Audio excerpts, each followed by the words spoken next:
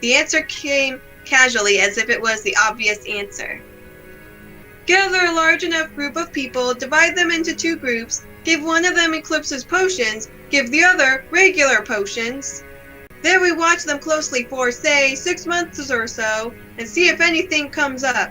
Well, that's actually an oversimplification. We may need more control groups to account for a lot of other variables. The person's age, their magical affinity, magical traits, their experience with magic in general.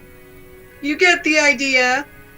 But the biggest problem is that we're not even sure what effects we should be looking for. We'll have to design the experiment around a number of hypotheses, and the problem with that is we won't know if something is statistically significant or just a sampling error. We'll have to consider the p-value for each of them and... Alright, I get it, Aiden interrupted. You guys want to hear the whole spiel? I don't think we want to either. Actually, he didn't really understand most of the technical jargon, but he got the gist of it. Oh, good! The professor smiled at first amusedly, then apologetically. Sorry, Wolf. I can ramble sometimes. I know it's not what you wanted to hear, but magical science really is that. Science! It really isn't as simple as some people make it out to be. I understand. Thank you for your hard work. No problem, Johann said. The professor resumed his work, tinkering with the machine on his desk while occasionally glancing at the small vials in front of him that glinted blue in the sunlight. Aiden didn't know what the professor was testing, but it didn't matter. What did matter was that he find evidence to support that Sherwood was involved in illegal activities. Aiden wondered if Johann would say anything else, but the professor's gaze only shifted between the machine, the potions, and a piece of paper on which he was scribbling some magic formula. I'll leave you to your work. Please excuse me. Are you going to Eclipse? No, not today. Aiden could tell that Colton Sherwood really wanted to do business with Joff, but having a police commander show up too often may cause Sherwood to suspect foul play. Maybe Aiden should get one of his subordinates to pretend to be a magical mechanical employee. He'd have to talk to Joff about that later. Well, I'm meeting with Joff there today, Johann said.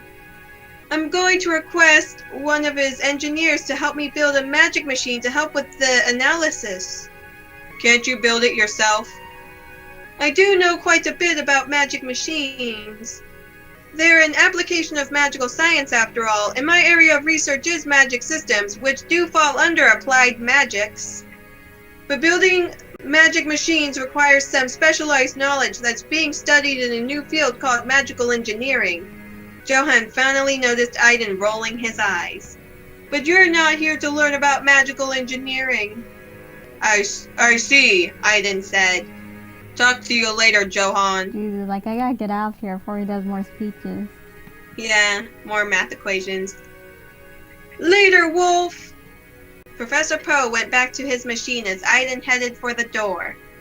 The Dragoon hoped that the professor would complete his analysis soon. Oh, you see, was Aiden present when, back in, like, chapter 8, when there was that long-winded speech? I don't know, maybe. Because I feel like if he was, he would have been like how he was right now with Poe and saved us a lot of reading. I know, he would have saved us a lot of reading. I don't know. He would have just been like, get to the point. Yeah. See, Colton Sherwood seemed like a good-natured alienist who truly cared about the children in his care. Does he? Does he care? Anyway, but Commander Wolf had a mission to find proof that the madhouse owner was guilty!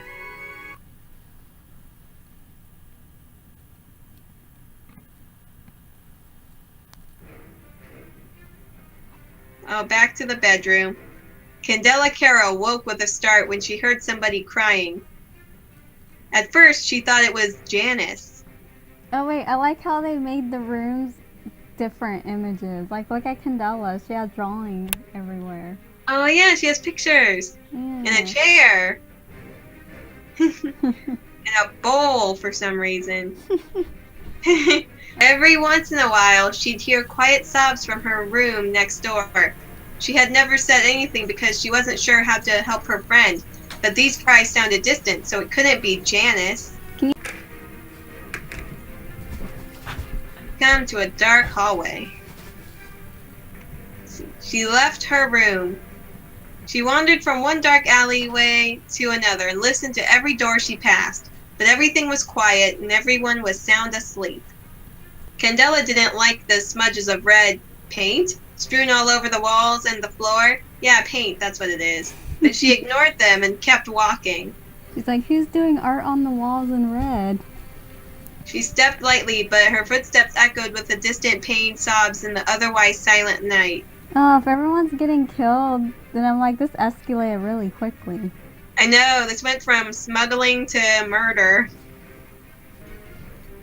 Followed a trail of red, almost luminous footprints down a flight of stairs and found herself in the living room. She couldn't see very well in the darkness, but a set of handprints, what was with all this red, on the front door immediately caught her attention. As she inched closer to the door, the weeping got a little louder. The door handle felt cold in her hand. She stopped. She realized that she had left her sketchbook in her room. Candela didn't like to be away from her sketchbook for even a moment and contemplated going back to retrieve it. After weighing her options, she decided that it was time she left it behind. Good for you, Candela. She turned the handle.